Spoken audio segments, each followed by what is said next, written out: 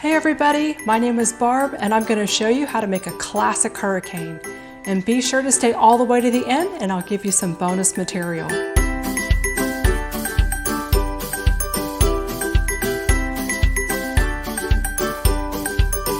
This is the iconic drink that everybody wants when they come to the French Quarter.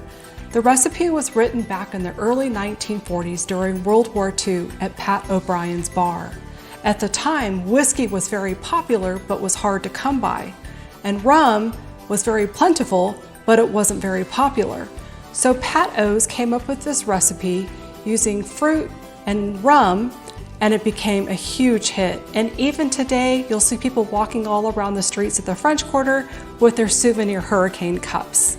And you may think that it's named a hurricane because New Orleans gets hurricanes, but it's actually named after the shape of the glass that it's served in, which resembles hurricane lanterns. So I'm going to use my G2S cocktail shaker set, and I'll need the shaker, a jigger, a strainer, and the reamer. Okay, so I'm going to start with my orange. So I'm going to juice my orange, and you could use grocery store juiced orange juice, that's fine. Just don't use orange juice from concentrate. So I need a little bowl.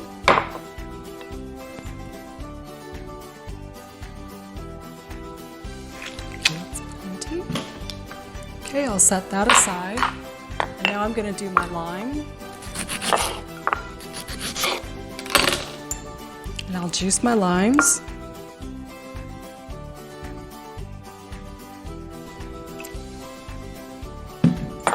Okay, now I'll set that aside. So the star of this recipe is the rum. And originally this recipe was all dark rum, but over the years Pat O's has revised the recipe to use half white rum and half dark rum. But you can kind of use whatever you have on hand. So I'm going to use, I've already put some ice in my shaker. I'm going to use 2 ounces, which is the large side, of dark rum. And I'll use 2 ounces of the white rum. I need 2 ounces of passion fruit juice. And I need 1.5 ounces of grenadine, which is going to be about 3/4 of the bigger side. So now I need the juices. I need 1 ounce, which is the small side of the orange juice.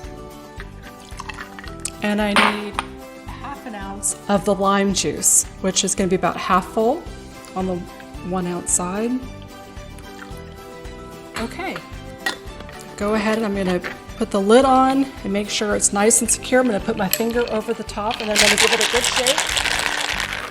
And the shaking is not only to cool the drink, but it's to help to balance the acidity. So I have my glass full of ice and I put the strainer on. Oh, isn't that beautiful? So I'm going to make a little garnish.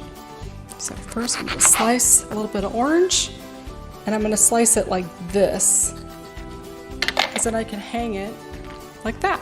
Pop a cherry on it.